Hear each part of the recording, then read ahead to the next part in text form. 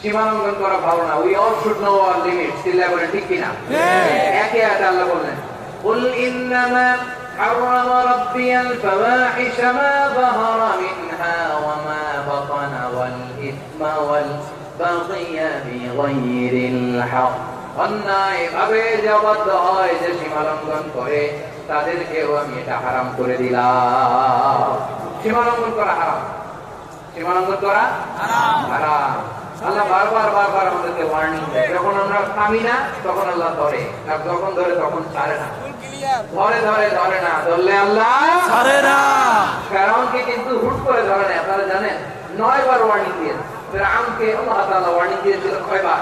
9 বার। বীর চক্রলার বীর সেনানীরা আওয়াজ করে বলেন, ফেরাউনকে ধরার আগে ওয়ার্নিং দেওয়া হয়েছিল কয়টা? 9টা। রব্বুল আলামিন বলে ওয়ালাকাদ আতাইনা মূসা 9 আয়াতিন বাইয়িনাত। 9টা মুআজিজা দেখিয়েছি। 1 2 3 বারবার এইভাবে রিমাইন্ডার, ওইভাবে রিমাইন্ডার, এইভাবে নসিহত, ওইভাবে দাওয়া।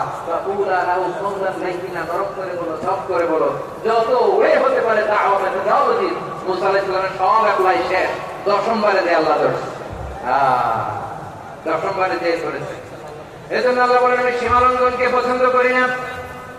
কোরআনের অন্য আয়াতে বাগীকে বলা হয়েছে ইতিদা। সীমালঙ্ঘন যারা করে তাদেরকে আল্লাহ বলেছেন মুআতাদিন।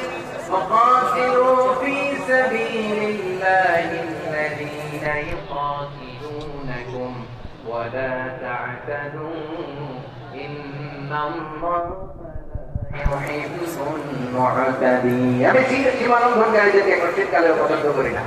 আমরা যেন সীমালঙ্ঘন না করি। রাজি আছেন তো?